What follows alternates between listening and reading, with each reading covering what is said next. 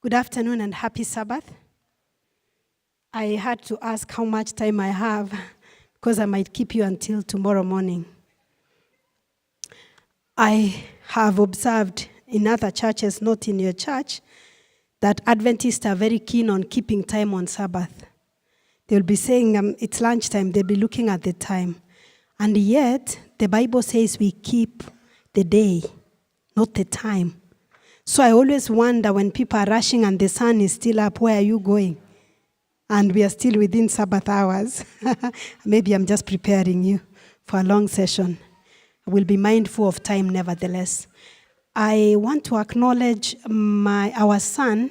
He was in, but he was outside, and he joined us for lunch. Ryan, where are you? Ryan, are you somewhere? Okay, I think he must be seated somewhere. Mukogoti, can you say hi? Nathaniel, where are you? Nathaniel, you are somewhere. I don't know why they disappear when he was seated somewhere. Okay, anyway, I just wanted to acknowledge them that they are around. Yeah. So this afternoon, a lot is going through my mind, but I just want to give a recap, a short summary of what we went through during the week. And then I will practically share how to break intergenerational patterns, because I think the main purpose as to why I was sharing all during the week is with the purpose of rebuilding the families. I think that is our main goal, that by God's grace we want to rebuild our families. A lot of us, we have gone through challenges, we have gone through struggles, maybe we have gone through disruptions. I don't like to talk about brokenness, but I want to say disruptions in the family. And yet the Lord gives us hope, that the word of the Lord gives us hope that we can rebuild our families. We started this week I started speaking on Sabbath afternoon, last Sabbath, and I talked about God's plan for effective families. We learned that marriage is for adults, not for children. And we said being an adult is not about your chronological age, but being an adult is about maturing mentally so that you individuate and you leave your family and you cleave to your partner and you become one flesh. If there's a confusion that somebody is still enmeshed or attached to their family, maybe that's a child. I ask young people to raise the standard. Let's raise the standard, because I know there are people who have raised the standard of expectation. But I know there are people who have lowered their standard so low. And where you have put your standard is where your match is going to be. So you need to raise the standard. One of the things that I was very clear before I got married was, among other things, I was never going to be married to somebody, number one, who drinks, number one, somebody who watches soccer, football. That was never going to be me. Well, if you watch football, there's nothing wrong with watching football. But for me, this is my experience. I had an experience with alcohol where people would be detached from the family because of alcohol. I also had an experience with people, women who would become widows of the living during the soccer matches. And because at that time, there was only one TV somewhere, all the men, maybe not all, but the men who were into sports, soccer, they would vacate their homes to go and watch. During that time, it's World Cup. They are watching throughout. Does it take a month or something? I have no idea. But during that entire month, the men are cashiering somewhere watching soccer. Some even who are Christians, they would miss church on Sabbath because there's a soccer match. Please, that was never going to be me. Because the reason why I'm getting married is for somebody to be with me. So why am I getting married and then I become a widow of the living? Well, my mother was widowed in her 20s. She was married for less than 10 years. So maybe 5, maybe even less than 5. So I don't take it for granted that I've been married for over 21 years. And I said, for as long as I can prevent it, I am not going to be a widow of the living. So anytime somebody would show interest and I can see they have a tendency towards alcohol or towards watching soccer, please, I am gone. I'm gone. I disappear. Well, my husband doesn't do any of those things. but you wait until I got children. These children show us things. They have shown me dust. Because when there's a soccer match, not all of them, when there's a soccer match, I'm telling you, you'll be speaking. You will be speaking and nobody will hear you. Sometimes you go to sleep and I'm hearing sounds at night. I'm coming out, what's happening? There's a match. And somebody who is an introvert is shouting. I'm wondering, what is happening? They are cheering, there's a soccer match. And I have been trained to buy, they're called football jerseys. I now know the Arsenal, the Manchester. I've been taken to the shop to buy.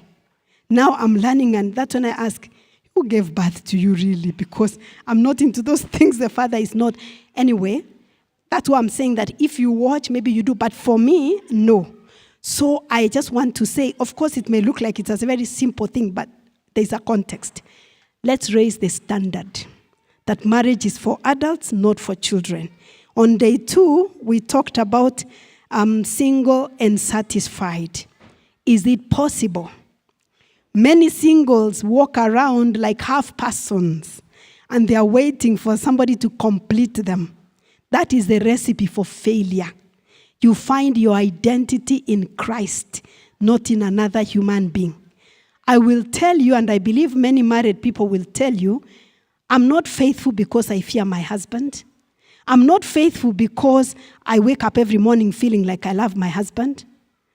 Some days. Now, I'm faithful because I know that I'm accountable to God. And it goes against my values to be anything different.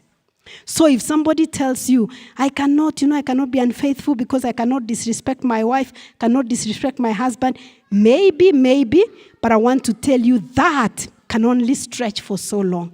Because a time comes when your partner disappoints you, and they will, because they are human beings. At that point, will you throw caution to the wind and you say, after all, this person does not deserve my faithfulness. We are faithful because we fear God, not man. So as a single person, you need to know where you are going, and then you ask, who is going with me? I know I'm going to heaven. That is my goal. Who is going with me? You don't ask, who is going with me? Then you start asking, where am I going? You don't reverse that question. On day 3, we talked about the father wound. And we said, you can watch the full clips online. We said that the father wound comes as a result of fathers either being physically absent, emotionally absent, critical, negative, or abusive. So that as a child, you don't feel the presence of that father. And we said the way you experience your father is the way, especially during the early years, is the way you will experience God. If you feel your father as being cold and unloving and distant, you will struggle with that feeling towards God. You can overcome it, of course, but I'm just saying you come from a place where you already feel like God is very distant. There are people, and I've heard even children say this, when children make a mistake, they say, will God punish me? Will God be angry at me? I say, no. God delights to show mercy to you. He waits to be gracious to you. God is not cold, he's not distant. He loves you and is always waiting. Day 4, we talked about the mother wound.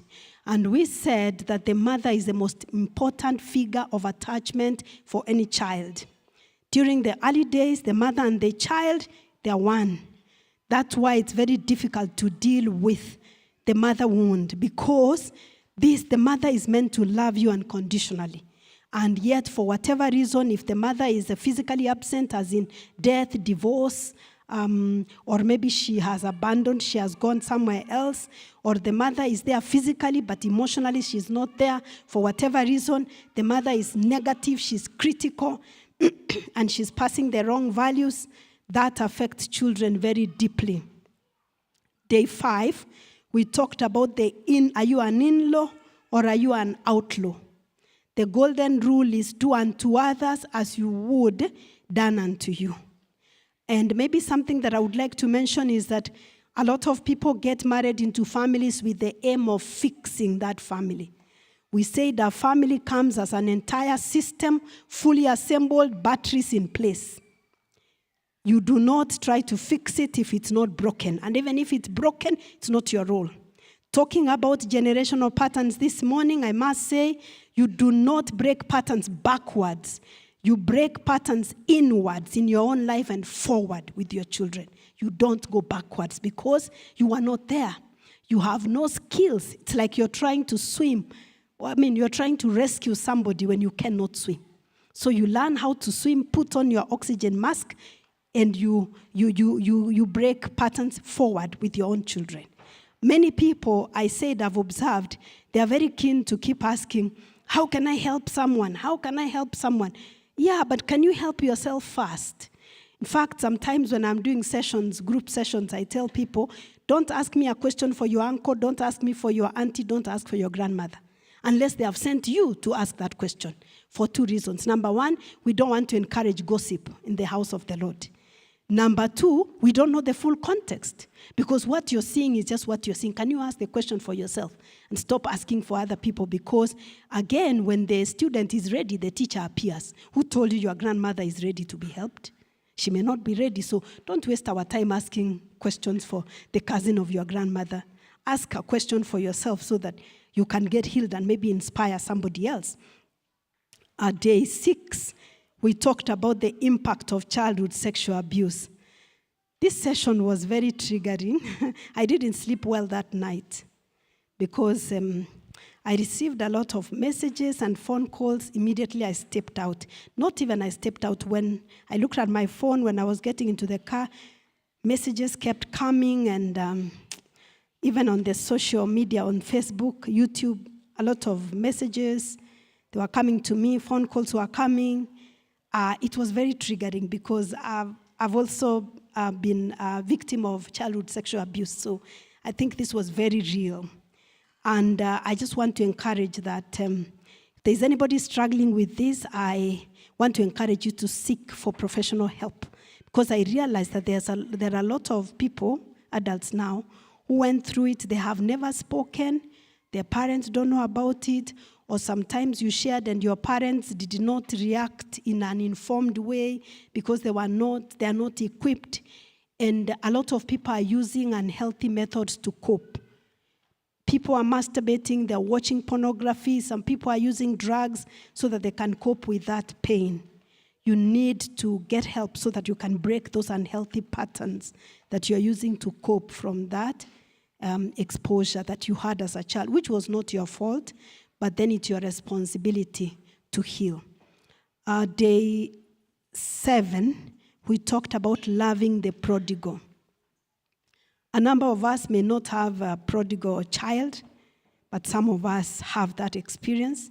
And I think it's important for us to be consciously aware that we need to love our children in a healthy way, like the way the father of the prodigal son loved him, so that we can pray, surrender, release them to God, and support them as they need to be supported. Day 8, which was today, we talked about breaking intergenerational patterns and rebuilding the family. So I want to share with us very practical steps on how you break patterns, because most of us can identify with these patterns. Research shows that 95% of families are dysfunctional. 95. If you have done statistics, you know that when we say 95, we mean everybody. That is a general population. Because we have the 2.5, which are very good, 2.5, very bad. But if we say 95, we are basically saying all of us. When you find, this is a very important statement I'm going to make. When you find one family member struggling, a child who is struggling in a family, the entire family is sick. Did you hear what I said? If there's a member of the family, the child that is struggling, they are signifying, they are the ones who are the barometer of the emotional state of that family. The rest of the family could be coping in different ways, but everybody in the family is sick. But the child who is struggling is the identified patient of the family, okay?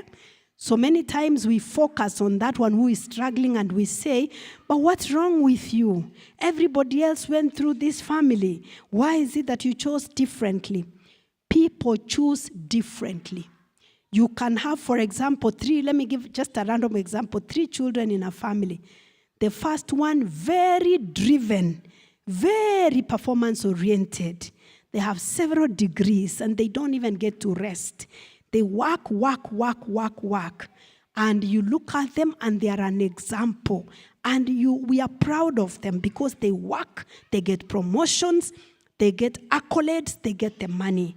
But this one is coping through work. They are a workaholic. They are escaping to work. Then you will find the middle child, for example, because the middle child normally is the most sensitive child in the family usually. They internalize matters very deeply. So the middle child may cope through drugs, substance, and everybody wonders why this child has to take drugs when the elder one has 5 degrees already. And they got a PhD by 28. Is there somebody who got a PhD by 28? That's what my son has told me. He wants to get a PhD by 28. I think he could be coping through performance like myself. So nothing wrong with getting a PhD by 28, but why do you want that PhD? Maybe to begin with. Is it that if you don't have the PhD, you think you will not be accepted, not be loved? But it's okay to have all the degrees you can, but ask the motivation, because sometimes I have seen you can get the degree after the degree and you don't get satisfied. Let me tell you something. One time I went for an interview. If you look at my folder, I'm not kidding, my husband knows. Where is he? If you look at my folder, I have certificates up to here. I have certificate. I'm telling you, I am accomplished. You can confirm. Nasiringi. So I go for the interview. The people I'm being interviewed with, they look at my papers, and that was a long time, like 10 years ago, so I now have more. And the people said, Rose, you cannot go in fast. If you go in fast, we will not be interviewed. So Rose, you will stay until everybody has been interviewed. That's when you go in. That time, I think Nathaniel was still breastfeeding. So I said, I have a breastfeeding child. I think he was so young. They said, no, Rose, if you went in, none of us will be interviewed. You will set a high standard. So I sat at the end. Everybody went, they were interviewed. I went with my papers. The interviewers looked at my papers. There were professors, They looked at my papers, they looked at me. They said, why are you here? Do you think this is a job for you? I said, yeah. They said, can you go and get a real job? I was going to do a fellowship. They said, can you go and get a real job and stop coming to interview for this? I said, oh, no, I want to do it. They didn't interview me. They asked 1 or 2 questions. And when they asked, they were not even listening to my answers. And they released me. I got the fellowship. So one of my colleagues, who was very honest with me, asked me, what is all this, Rose? You have been in school all these years. What is this about that you are acquiring paper after paper? All the time we are here, you are in school. What is this about? And I started thinking. She was very honest with me. I started asking myself, what is this about? Because I'm always in school and I'm having these papers and I still want more. Actually, I stopped now at that point. Those papers are enough. I don't go for more. But by now, I would have acquired more. So I realized that for me, going to school, working hard, and getting papers, that is how I got validation. That is how I got my power. That is what assured that I will never be that poor, rejected girl, abused girl ever again. Because I now have power. Because I would go to school, get the paper, get the job, and get the money. So I have the power. So for me, that was a way of coping. I was explaining now that scenario.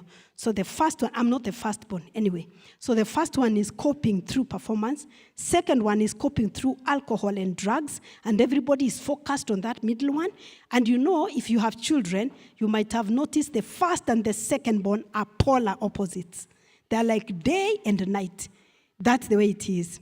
When I see children from the same family, first and secondborn, both of them doctors, say there's somebody here living the dream of another. Or both of them teachers, there's somebody living the dream of another. It just does not work like that. That first and secondborn, they're both lawyers. Most likely the second is living the dream of the older one. Oh, I'm just saying. Is there somebody who is a lawyer like that? Please, I'm just saying. They are usually polar opposites. Our firstborn tells us, when the teachers in his school were encouraging him to do engineering because he's very handy and very good in physics, he said, I don't want to work with machines. I like to work with people, human beings, because he's very extroverted.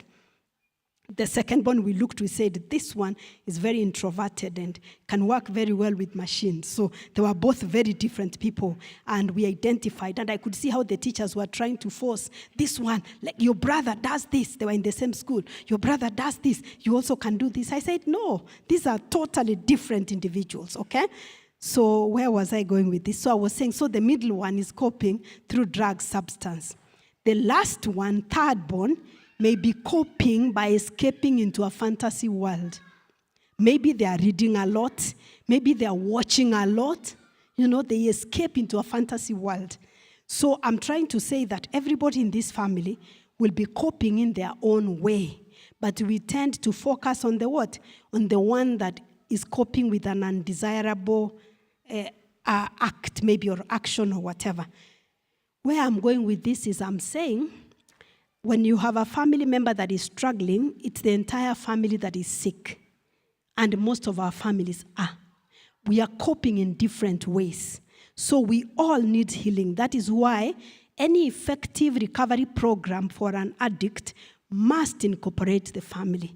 Because the families, ultimately, they play an enabling role, or they can also, they play an enabling role. And once they are empowered, their response can guide or help the recovery journey of their loved one. So I'm going to share with you 9 steps, and then I will be more than willing to listen to you and take any comments, any questions. The first step on how you break intergenerational pattern is you must commit to a lifelong process of maturing.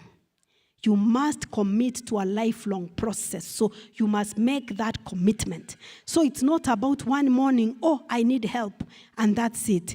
It is a lifelong journey. Research shows that for every year that somebody was in trauma, they need a month of healing.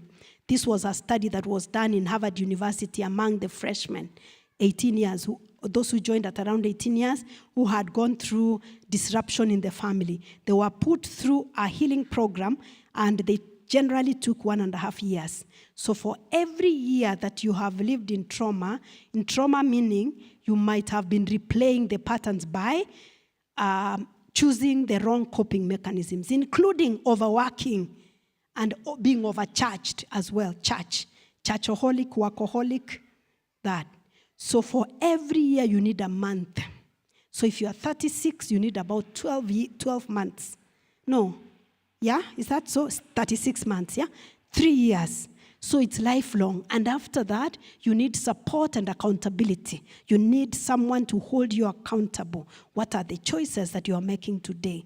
So you must commit to the lifelong process whereby you have to subject your thoughts, your feelings, and your behavior. You must subject them to God. That is a process of sanctification. The process of, your feelings, your actions, your thoughts, and everything else, you must submit it totally and fully to God. Paul says we die daily. You have to die daily. You have to submit yourself daily. You cannot say, oh, now me, I'm strong. No, and especially there are moments that there will be triggers. You have to submit daily. Step number 2, you need to make a list of people in your immediate families and your circle of friends. Make a list of people who are close to you and analyze if there is somebody that has hurt you. Analyze. Let me say at this point that the fact that somebody is not aware that they have hurt you does not mean they haven't hurt you. The fact that somebody had good intentions does not mean they have not hurt you. Do you understand? Somebody can have very good intentions, but their good intentions hurt you. Honoring parents does not mean that we don't acknowledge the ways in which they acted and they hurt us. It doesn't mean so. One time, one of my sons told me, well, when my sons were young, I used to dress them in are they called crispy or crisp suits? I would go to a tailor or to a shop. I get tailor-made suits, complete with the that pocket kerchief there, a matching tie, matching shoes, and matching shirts. I wish you saw them. And they are handsome. So, and we are well dressed, and as a family, we are slaying. As we walk to church to pray, we slay as we pray, my friend. And we used to sit at the front. Anybody from Parklands Church? I saw somebody here. Confirm what I'm saying. It's true. We had a seat reserved for the family. So I would sit here, my husband there, the children in the middle. And we are smart, I tell you. Every Sabbath was a different suit. So they grew up. Then one of my teenagers said, I have just realized that these suits were your idea. He started. Where is he? Okay, he's in our church. But he can say it. We are not ashamed of it. It's something we talk very publicly. So one morning he says, these suits were your idea. I'm left with all these suits. By the way, if somebody needs the suits, I can give. Some are barely worn because I used to make them. And me, I'm somebody who does things completely. Mimi sifanyi nusu-nusu. Like I make those suits. Whole range, no repeating. So my son says, these suits were your idea. They are not my idea. I said, why? He said, you are perpetuating colonialism. Because this is totally colonial and I'm not going to wear suits anymore. So I said, so what are you going to wear? You wore a t-shirt and a khaki and a trouser. And sports shoes to church. He said, this is comfortable. I said, a t-shirt? This child was preaching completely dressed like a pastor, now a t-shirt. So we had to get to a middle point. So he said, to church on Sabbath, I can wear Ankara, African kitenge. So I said, no problem. So we went and made a lot of them. At least we got to a middle point. If he was here, he's in Karengata. People are watching. He's there wearing his Ankara. Anyway, so we agreed. He said, no shirts for me, no suits. I'm just going to wear Ankara because I want to identify myself as an African. Then he dropped his first name. So he took his two African names. He forced me to drop it officially, but it was a long process. But anyway, he doesn't use it. So now, I realized I was making all these suits for my child. But he said, you traumatized me. I know the word trauma is thrown all over the place. But he said, you traumatized me with the suits. And I'm like, the way we were looking so good. I thought we were looking so good as a family. He said, you traumatized me. I said, doesn't your dad look handsome in his suits? Said, handsome for you, but that's not the ideal way I want to dress. So imagine my son telling me, I've hurt him by putting suits and ties. He said, you could have strangled me in a tie as a child. Now what, you have traumatized him. Anyway, I accepted my sins. I said, it's okay. My intentions were good. I was left with all the suits. I'm willing to donate if somebody wants. The others followed suit anyway, because I think their brother is more cool than me, so they followed suit. So the point I'm trying to say, of course, that is maybe I'm using just a loose example, but there are certain things as parents we have done, but our children experience them as hurt. And if somebody says, you hurt me when you did this, the least we can do is to acknowledge and apologize. Don't start defending yourself, but, no buts. That's you. You had good intentions. But their experience is that it hurt them. So accept and apologize.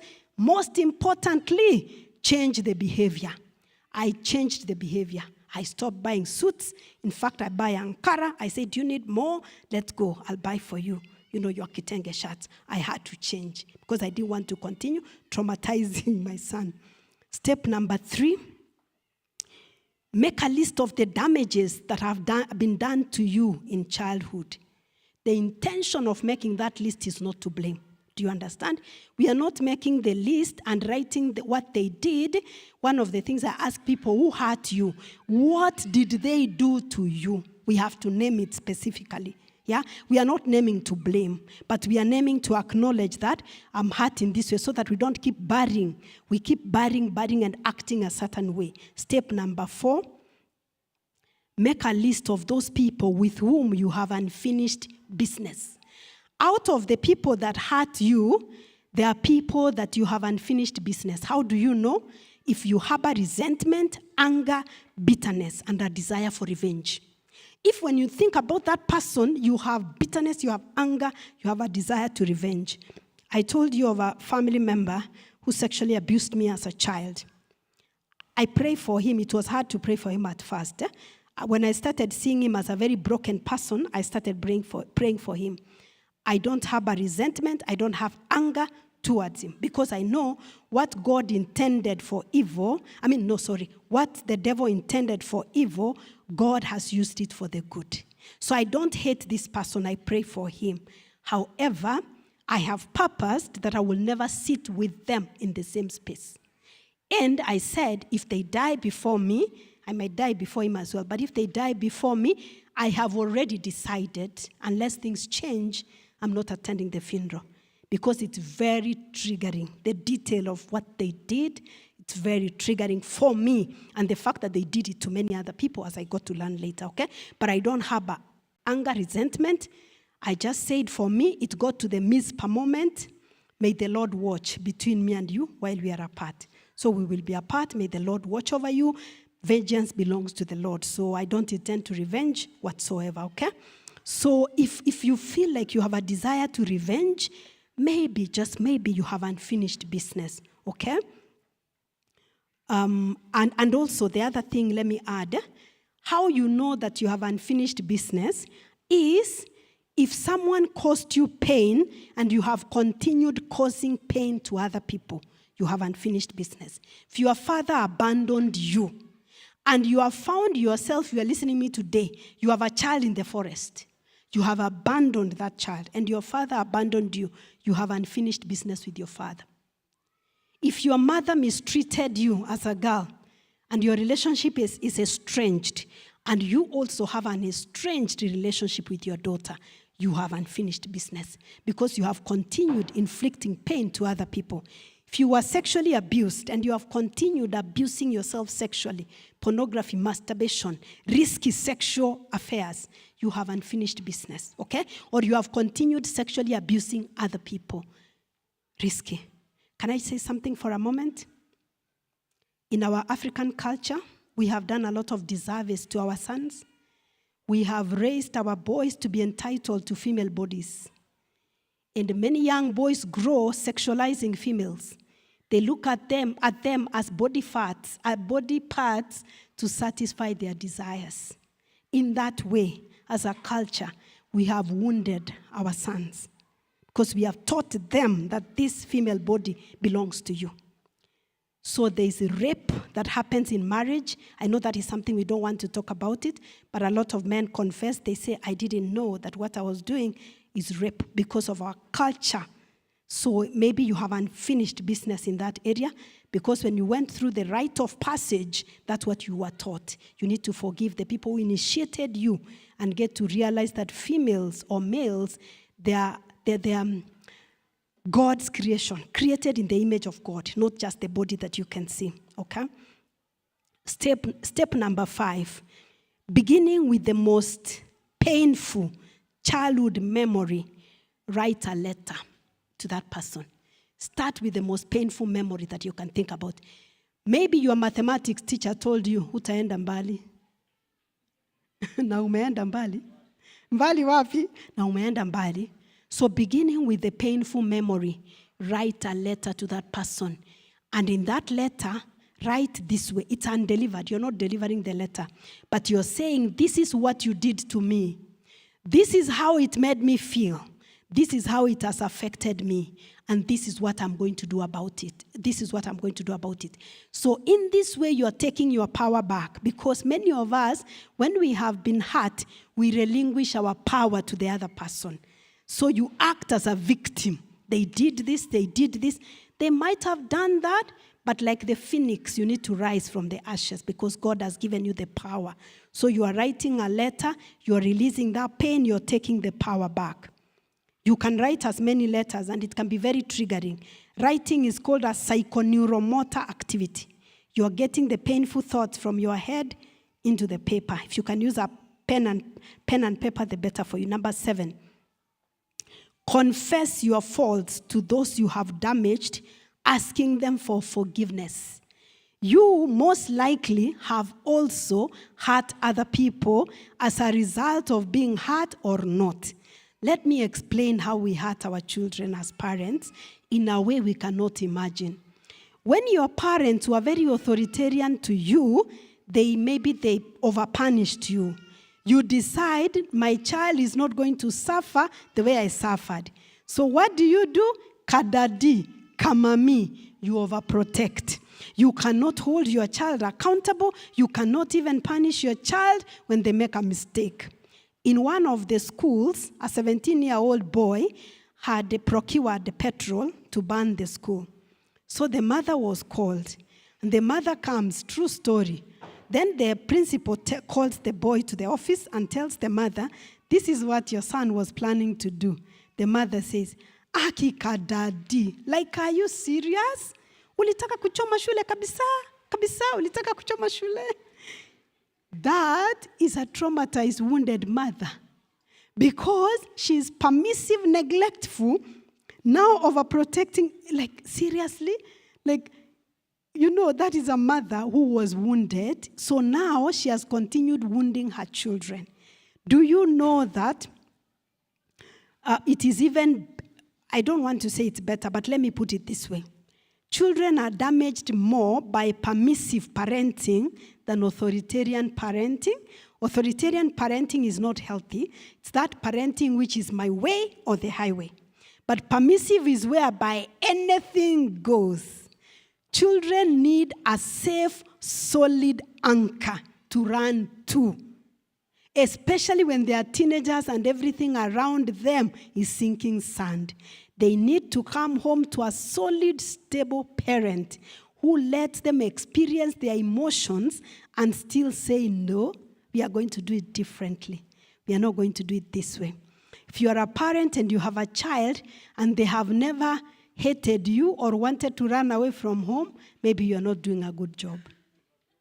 There is a problem. If your child has never hated you, and hated, I'm just using hate in context, and that my child is my best friend, I really get worried. When a parent is saying, we are best friends, I tell you, I worry.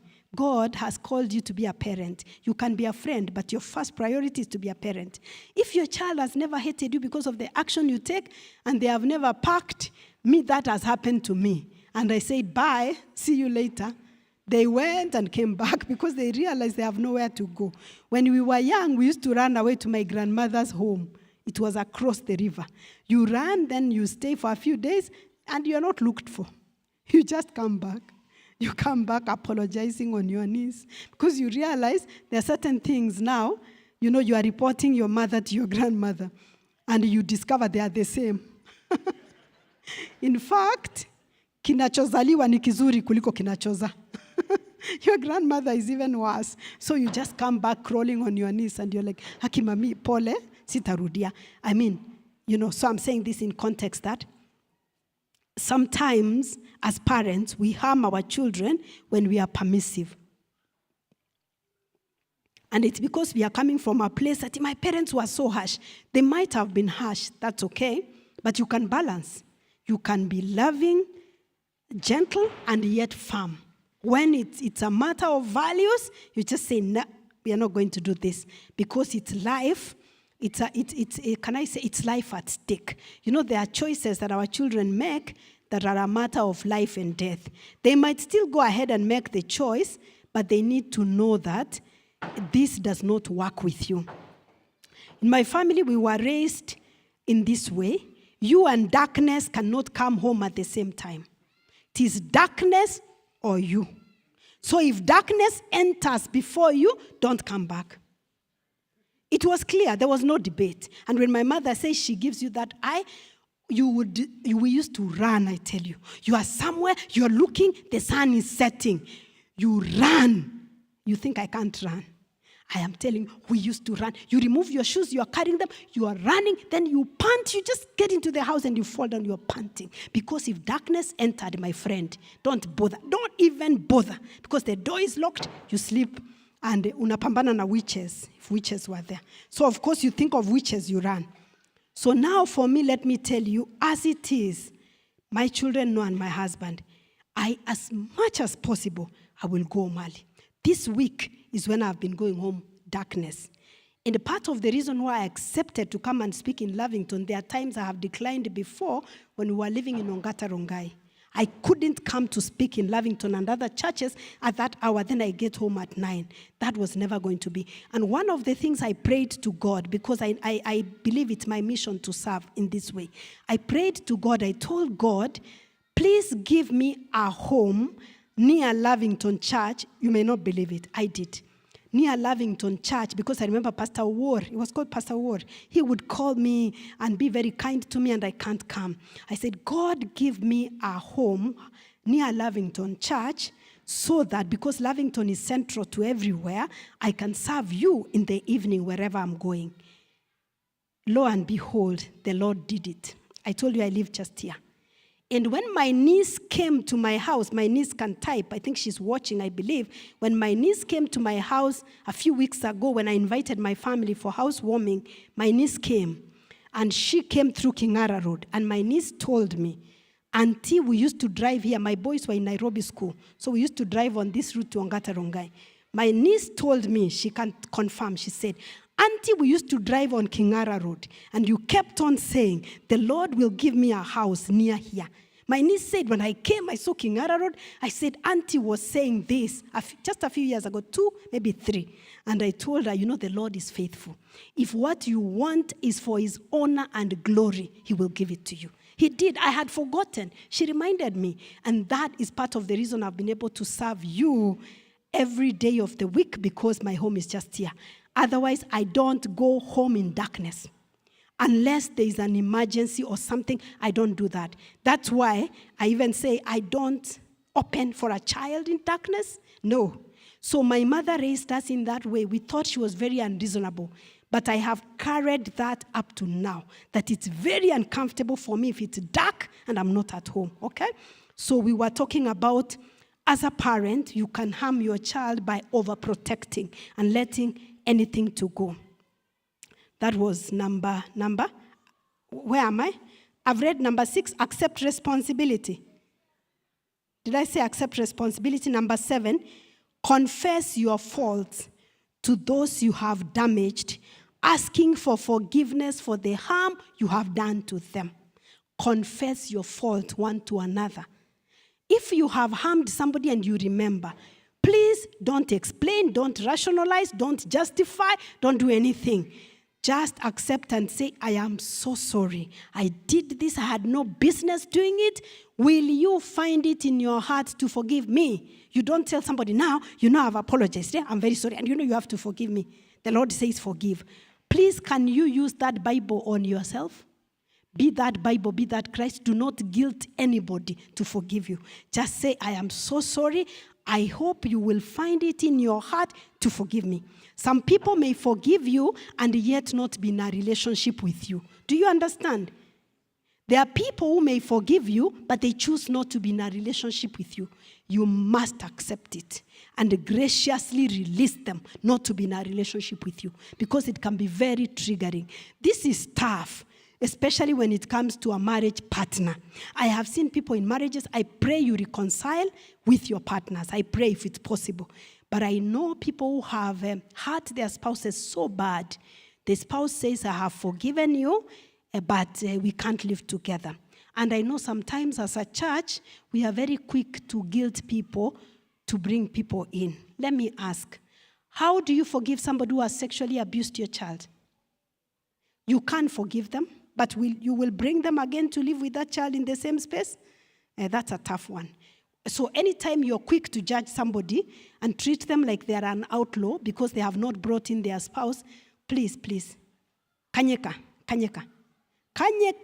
Don't be too quick, because sometimes you don't know the things that people have experienced and they may not tell you. But I know families where a parent has sexually abused the child. How do you now? That's tough. I was in a church, Ambassador's Sabbath. The ambassadors wrote questions. One of the ambassadors asked, what do I do if my father is sexually abusing my sister and he's serving in the church? And I know it. What do I do? I said, this one I'm not answering. I said, what you do, immediately I finish, please come and talk to somebody here. let the father be arrested immediately and the child be taken to a safe space. We don't care whether it's a head elder, whoever he is, let him be arrested. Let that child be taken to a safe space. Then we can begin answering this question, because that's a danger. It is unbelievable. So this ambassador was saying, what do I do? Because I know it's happening. And the father is serving in the church. The mother is serving in the church. Some things are really shocking. Step number 8. Ask God. Number 8, ask God to stop you short when your tendency is to think, feel, or behave as a victim or a perpetrator. When our natural tendency, many times I have found, is to resort to the victim position. I don't know whether I'm seeing this more and more. There are so many of us who are addicted to our victimhood. You know, victimhood, when we are saying, those people, they do this, wananifanyia. It's very easy, even as a country. It's very easy to look at people that way. So we like staying in our victim position. I was talking with my son the other day and I was telling him, you know, victimhood is a drug. For as long as I can blame somebody, I don't take responsibility, because they did to me. So yesterday I told you, when somebody was asking the question of your family member is being abused, this is not to victim blame or shame, but I want you to realize that's an entire system. Abuse is a system. It's not as simple as the perpetrator, the abuser. That's an entire system. There is something, there is a benefit the victim is also getting. Why are they staying in a victim state? God never created anybody in a victim state. Let me demonstrate to you. When you have given birth to a child, they put it on the breast the first few hours, immediately even. They put that child on the breast to breastfeed. Who tells the child that they are full, they are satisfied? Who coaches that child that they have had enough breast milk? What do? You can tell us. What does a child do when they are breastfeeding and they are full? They stop. A newborn creature that has just been born, they stop breastfeeding. As they grow older, they turn the head. You will force, they turn the head. Who has told the child they are full? They know it. Take that child home. When they are wet, what do? Do they keep quiet? Whether the neighbors are asleep, whether you're on a flight, whether you're in church in the middle of a sermon, does that child keep quiet? They will cry, scream, yell until they are changed. If they are hungry, that child cries. When they start walking, they will walk all over here to pick these flowers. You have to take them away, because as a child, we were not raised to be victims. You take action. You understand how you feel, you take action. As we grow older, we begin getting this programming of victimhood. Wamenifanyia, they did this. So we remain in victim mode. And sometimes we move from victim to perpetrator. They are never going to hurt me. There are people who watched their parents being abused. They watched their parents being abused. For example, let me use the most typical example. Maybe they watch their mother being abused. That is the most common physical abuse. They decide as a girl, nobody's ever going to abuse me. I will work very hard, I get my job, and they become very strong and very tough. They become warrior woman. Please, we said the British already left the country. Do not be mau all the time. You are going to the forest to fight the British soldiers. They went. We have independence. You know, some of us, I can identify. Some of us as women were so tough. Ukipendwa upendeki. You're just so tough. There's a tough exterior because you saw your mother helplessly being abused and you're like, nobody's going to do that to me. So anytime you just see something, you either flee or you just show them, I can put you in your place. So you become woman king. You become so tough, you know. So this happens now. You take the perpetrator position and you can give people a few choice words. You know, you can give them a few choice words because you are now the perpetrator position. You don't ever want to be that helpless position that your mother or your father was, because it can be either way. Step number 9, the last one. Choose to do the right thing regardless of how you feel. This, I think, it's the most critical step. after all this, you have to choose to do the right thing. There are many people who do things because of feelings. Feelings are good, but feelings are fickle. We must do things because it's the right thing to do. You wake up in the morning, you don't want to go to exercise. You have to get yourself out of that bed, put on your exercise clothes, and go to exercise regardless of what your body feels. We have said in the morning, every day you are choosing and thinking and feeling in ways that shape your body. Your body is shaped. When our son completed high school, I wish he was here, but I think he's seated somewhere. He has allowed me to share this. When he completed high school, he wanted to gain muscle. He's tall, but he felt like maybe he was, of course to me, he's handsome, but he just felt like he needed to gain muscle. So the boy went and booked a gym, and he texts me now. So he started going every day at 5 a.m. All I could do was to support, pay, get him a coach, pay. Along the way, I started driving him to the gym. That's how he got me there as well. So the boy was working out every day. And the other day we were weighing, we realized he has gained 15 kilos of muscle. And he looks big and strong and different. So when he tells me, anytime he meets his classmate in high school, they can't recognize him because the body has completely changed, And I remember raising him. He was a very tiny boy. He was always slender. Now he's muscular. And we were talking and he was saying, I never knew that the word muscular and my name can be on the same sentence. But the body is completely changed.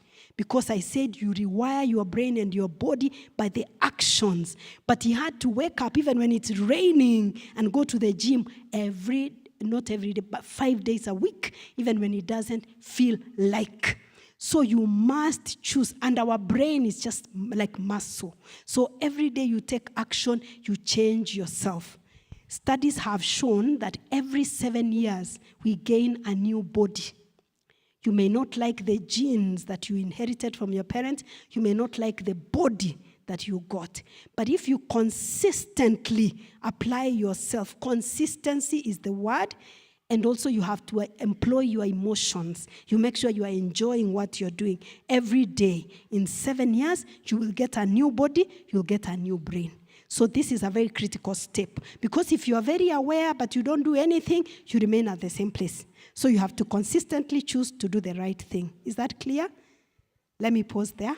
If there's any question, comment, I'll be more than happy to respond.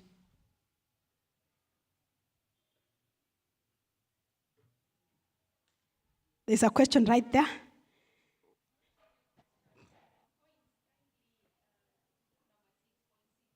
Oh, yeah. And the beauty is at least we are online, so I know we will go back and watch the entire clip. So you were asking me number 6. Yeah, number 6 is accept responsibility. Oh, yeah, I must have missed that.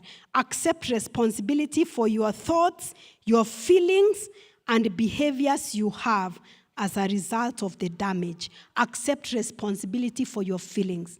When you have gone through this, through trauma, your feelings, you are impacted the way you think. Somebody told me, people have told me after the presentation on childhood sexual abuse, they told me they could relate with the part of sexualizing people. Anytime they see people, they see them as sex objects because you were sexualized as a child. So take responsibility that I have these negative thoughts, I sexualize people, I have these negative behaviors, whether it is overworking, whether it's overeating, whether it is sexual behavior, whatever behavior you have, take responsibility. That I know I was hurt, but these are the behaviors that I have gotten as a coping mechanism. Yeah, and they are your responsibility. They are your choices. Don't blame anybody. They might have hurt you, but you have also chosen to do this. You might have started without being aware, but you have continued to do it even when you are older. Thank you. Okay, yeah, there's a question up there.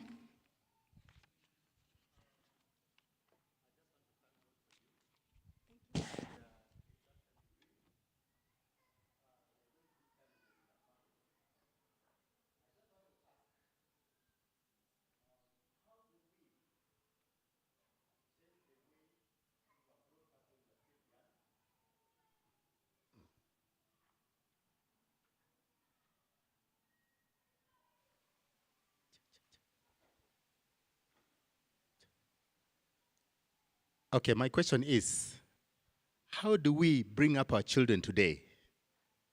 If we compare the way we were brought up back in the village then and how life was. Because I tend to believe, people say that generations change. And I find that bringing up children today, in today's life, is more difficult. But now, because of the change of generation and how people are brought up today is different from how we were brought up when you're still very young. How do you bring in the two? Because I happen to believe the parents that are bringing up their children today, they are really struggling with their children. Because in school you are told that children are not supposed to be punished. Not in school alone, even at home. But how do we instill discipline in our children so that the way we were brought up then, we can apply, yet the generation today does not allow? I just want to help me on that. So I'm glad that you're talking about discipline versus punishment, because there's a difference. Discipline is whereby you're teaching a child to self-regulate so that they can exist in a well-ordered society. Punishment is inflicting pain on somebody. I don't believe in punishing somebody, in inflicting pain. I believe in training children so that they can make the right decisions and exist in a well-ordered society. I thought I need to begin from there. Number 2, generations change, times change, but there's something that doesn't change. Values never change. The same way we say the word of God never change. So as a family, when you sit down, you agree on your values. There are values that never change. Diligence, wherever you are, whether working online or offline, you are expected to be diligent and to be committed. Respect for authority. Wherever you are expected to show respect for authority, okay? Being a good steward of your body, of the environment, of other people's property, you are expected to do that, okay? So for me, I go by values. I don't go by things that change. There are things that change. For example, fashion changes. Hairstyles change. You know, a lot of things, they change. So sometimes maybe what our parents looked at as discipline is no longer the discipline. My father-in-law is a very well-respected man. I regard him very highly, has been a father to me. Having been a teacher for many years, for him, he would look at, for example, at the time after colonialism, you see, there was this thing about you have to shave your hair completely. So my father-in-law, if he saw a child with hair, and some of my children have interesting hair, my father-in-law, if he saw hair, automatically for him, and he's coming from a good place, he loves his grandchildren and wants the best. My father-in-law concludes automatically, I have no grandchildren. That is the end of it. My generation has disappeared. I don't blame him, because for him, that hair means a lot of things. What does it mean? Drugs, whatever. It means a lot of things. So you understand where he's coming from. So what does my father-in-law and me agree on? We agree on the value of diligence and respect for authority and hard work. We agree on that. So that's what I'm looking at. But for him, the hair may signify something. You are rebelling from something. So I do understand him. So I will not have the same standard for my child. If it will be good, if that hair will be the way I want it to be, but really there's something underlying there, okay? So let's agree on values. And as a family, agree on values. Because many times I've seen people losing their children because they are spending so much time sermonizing about dress, and this dress just changes. The following day, they'll be wearing something else. You're talking about ripped jeans. If your child can wear fully stitched jeans, that's okay. But some of ours would wear ripped jeans. Then you are preaching sermons and sermons every day for family devotion about ripped jeans. Then you realize after a year, it's now flare. What are those trousers that are so wide? That's what they are wearing. Now you're going to again talk about the flare. Another time it's a bodysuit. I mean, you're wasting time.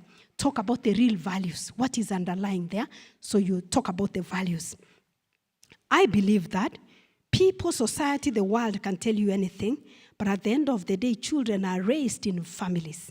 The society will complement, but then how are we raising our children in the family? So as a parent, what for me I have done, I have applied myself to continuous learning. I have to make myself relevant. You should just hear when I'm talking with my boys. I say, manze karada, saka form. And they're like, Mommy, if somebody heard you, they would not believe you are your age. I'm like, what age? I'm just 21. Nasema usake form, manze, saka form. I have to learn because that is a language they understand. As long as it's not disrespectful language, but you have to apply yourself to learn every day so that you're relevant. There are parents who their children are getting into things and they're using emojis and everything and you have no idea. And they're having some strange communication. I'm not saying that you spend all your time learning the language, but for me, I have to because by virtue of my work, I work with entire families. So when I'm talking to a young person, I have to speak their language. If I'm speaking to the grandparents, I speak their language. And I believe that the Lord has given us immense capacity, limitless potential that we can learn. As Paul says, we can be everything, to whoever we interact with. So you need to keep learning. You need to know your values and then raise your children according to your values. And ultimately, as I said, I personally do not believe in punishment, in inflicting pain. A few times I have punished my older children, but my mokogoti have tried as much as possible not to inflict pain. But what I do is choices have consequences. If I've given you pocket money, we have agreed it for a whole term in school. You go, you spend it in a week, you stay like that the whole term. I love you, but I'm not going to add any more money because I'm teaching you that in the world you have to budget your money, okay? If you have been given homework belongs to a child. Looking for school fees belongs to a parent. You come, I don't police you, you do your homework. You don't do, pambana na mwalimu. Whatever consequence the teacher will give you, they will give you. I love you, but thank you. I will not be part of that punishment, okay? So if you have forgotten to carry your lunch to school, sorry, you'll drink water.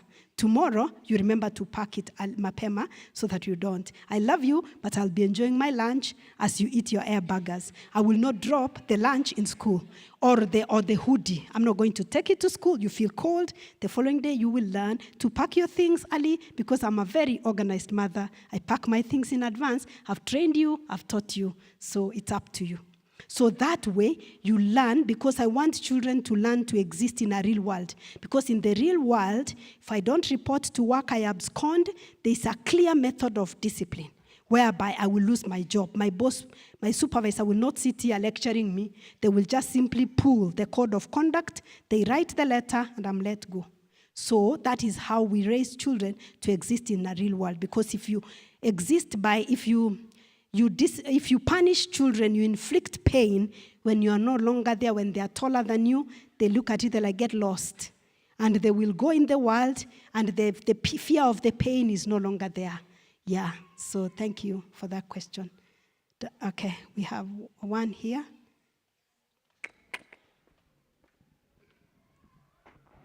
My question was about the balance between authoritarian style of parenting and the permissive. Does it mean that the balance is sometimes you're authoritarian and sometimes you're permissive? Or there's a way? There's a different something? The balance is called authoritative parenting. So there's authoritarian, where it's my way or the highway. You don't listen to a child. Children are to be seen, not heard. There's permissive, where anything goes. The middle ground is called Then there's neglectful parents, where parents are leading their lives. They don't care what happens to children. The middle point is called authoritative parenting. Authoritative parenting. Parents are decisive, they are firm, they are loving, they are solid, they are stable, they're predictable. They don't keep changing according to the weather. If a child knew that when you do this, this is what happens consistently. That is what happens, so they even know.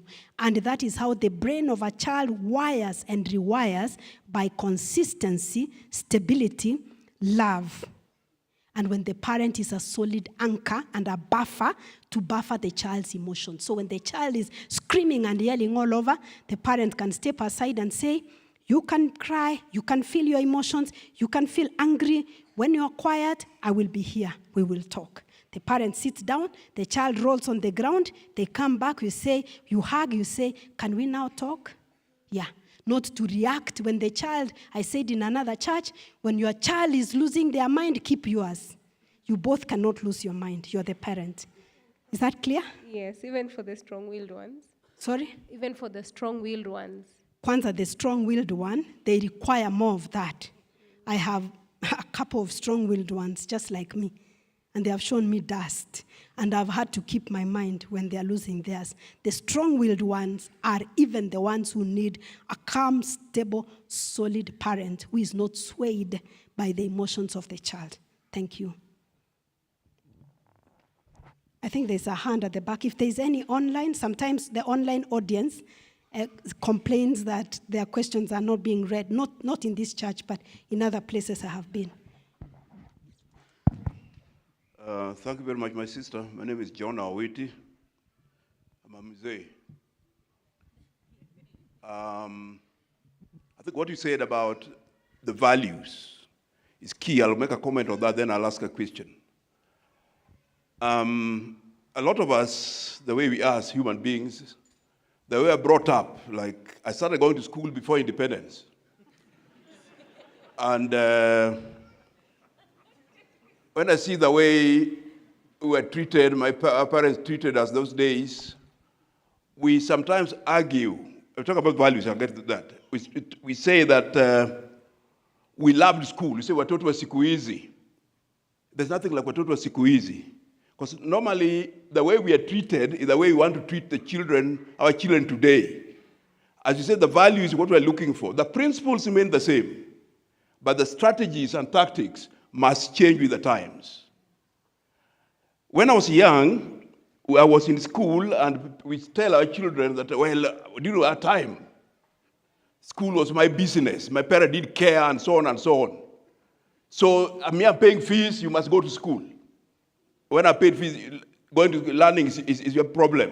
Let me tell you, the difference here is, during our time, it is not because we loved school. There's nothing like whatever was easy. During my time, the alternative school was worse. If you're sent home to go for 5 shillings, sent home by the teachers, you go home. My mother would tell me, my son, I'm so glad you have come. I had nobody to take these cows to the river to water them. If you're a girl, I had nobody to go to the river to get me water. When you come home, you come a house boy. The alternative was worse. So the reason I say school is not because we loved school, but the alternative was worse. Today, young parents, the alternative school in many homes is better. So if your child goes to school, thank them, thank God, shower them with presents. Because school to them is a punishment. So the way we don't treat your child the way you are treated when you are young. Look at the values. Proverbs 22:6, I think, says, train up a child the way he should go, and when they grow up, they will not depart from it. Not the way you want them to go. And we have talked about this during the week. May God bless you for what you have taken us through. Because our church, the future of this church, depends on our children. In December, I will be 47 years in marriage. This coming December. My wife is here. So just stand for a minute, if you don't mind. How many years? She looks 47. Yeah. People think I'm married underage. I should be taken to court. But no, you also look 49. But that's not the case. I tell you, brothers and sisters, the future, if you get to a stage where when you hear a gunshot, you ask, is John around? Because that gunshot could be on the kid. And absence of noise in a family does not necessarily mean peace. Don't confuse the two. Where homes where people are wailing, people are arguing, could be more peaceful than where there's no noise. Because disagreeing is okay. Because then you find your level. In fact, for a long time, my wife would tell me something when we were young, and I would say, no, this is the way. I thought being the head of the home means you have all the knowledge. But then when it does work, I come back, the way she looks at me, she doesn't say anything. But then she looks at me, tells me, didn't I tell you? But I learned the hard way. I learned the hard way to get there. Okay? So my first children, by the way, we have 8 of them. seven pregnancies, but 8 of them. Because in one of them, I scored a double, I killed 2 birds with 1 stone. Okay? Up to now, I cannot tell the difference between my daughters. Because they're so identical, you can't tell. In fact, even technology misses it. Because I remember, this face thing you do when you want to use these phones, your smartphones. Either of them, the twins, one of my granddaughters just about 4 weeks ago, just went, 5 weeks, just went to the auntie, I need your face. Because she wanted to use the phone, so just put then it was there for her to use. Even technology cannot tell the difference between the two of them. So I have that problem. Thank you. But anyway, what I want to say is that, I've said this before, children don't grow. Children don't grow, only trees grow. Children are brought up. So with technology now, the question I want to ask, with technology now, where people now work remotely, remember, some of you work for the US, so you work at night. You don't make it clear to the US that I work from 8 to 5, and it's 8 to 5 in Kenya, not 8 to 5 in the US. So you talked about physically present, emotionally absent. With technology, working remotely, chances are that you will be working at odd hours. So what do you think? Do we drum this one home so that people do 8 to 5, or they can work anytime they're available and they still be able to provide quality time? Thank you. Thank you so much for that question. I will comment on the first, then I respond to the second. The first, you've talked about we agree on values. I totally like what you've said. The strategy changes. Just like you, anytime you are coming home from school, my mother used to see cheap labor. So if you ever talked about quitting school, my mom would be extremely happy because she has an extra hand to go to the shamba with. And me, I was not very strong when it comes to shamba. So I was not good at shamba work. I was not even good at housework. My sisters are excellent at housework, even shamba work. Me, I was not, none of those. So what am I left with, my friend? I have to read. Because I cannot do housework so well, I'm not strong in the shamba, I have to read. So for me, reading was my escape from suffering. So I had to read. Now, our children, because we are raising them in a different environment, whereby you cannot, I don't even have that shamba. Even the housework is so little, there's even a house help. So when they come home, they are basically coming to rest and to sleep. So of course, home is more attractive than school. But you, as a parent, you have to make it uncomfortable. You have to make it uncomfortable. I wrote a long message to my adult children. When the third one became an adult, I wrote a long message and I shared with the dad and I said, I'm sharing it on the family group. Some of the things I said is this: you will eat what is served in this house. Our house is not a hotel whereby you pick from the menu. So if you come and that day it's leftovers, you shall eat leftovers. You don't go to the kitchen to cook an additional meal unless you're allergic, okay? And then I said another thing that I said is, our domestic worker is our worker. I'm paying her. She's not your worker. So you cannot instruct her what to do for you. That's our worker. And I said, this is our home. It has our 2 names. None of you appears there. So what I want to encourage you is that my support extends to the point you graduate from university. By the time you're graduating, you shall have already prepared yourself to where you're going to live. That's it. You don't complete university and come back home. So already I'm glad because people are doing their side hustles and saving money. So you begin from where you're beginning. This is not your home. It's our home, and we have a right to decide who we are giving this home to. What I decide to cook for dinner, it's purely my decision. Because one of my children was an activist. He was telling me, don't you think you need to do stakeholder involvement when you're planning to cook dinner? Why do you decide that we are going to have ugali and managu? You need stakeholder. Of course, using for me the words I use at my workplace, need to have stakeholder involvement and ask us to come up with a menu. Like who? In whose house? I have a menu. of what we are eating in this house. Kindly, if you're not comfortable, you can go and buy your own food, and it's okay. And again, because you have an ID, you have a KRA PIN and a bank account, you can step out and rent. I shall bless you. You go and eat what you want to eat. Whether you want to eat caterpillars and snails, please go and eat them. I support you, just go your way. So when I wrote, there were about 9-10 items. And I said, please confirm you have read and understood the content of this message. I saw emojis. Of course they read. What was I doing? I may not have that strategy of my mother of Shamba because I have no Shamba.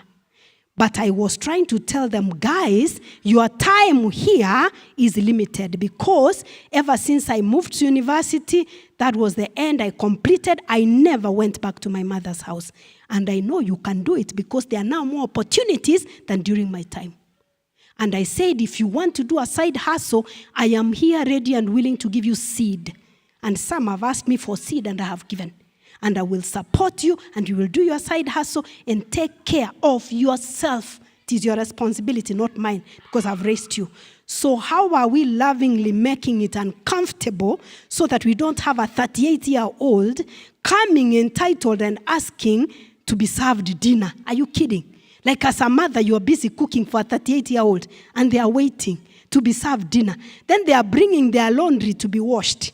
Me, I said, soon and very soon, I ban you from using the washing machine. It's mine. Wash your clothes. You will pay for laundry if you want to because I'm paying for electricity, okay? So we need to use a different strategy, but make it uncomfortable so that then they know that adulting has responsibilities. Because you can't have somebody who is an adult, they have no responsibilities. The part of physically present, emotionally absent. Technology is one of them. And I'm one of those parents who is impacted in that way because sometimes I work 18 out of 24 hours. Technology and offline, but mainly technology. So if I'm in my house, I told you I come early. But don't think that, oh, I'm such a present parent because I come early. I'll come early at 4, but I get into sessions. And because these are private sessions, I need space to have them. So if I'm having sessions, what I do, I usually communicate. So I will tell them, guys, I am home, but I'm in sessions. But if I'm in between sessions, when my son comes from school, I give him a hug. How was school? How are you doing? What would you like to do? Let me complete the sessions, and then I'll come back.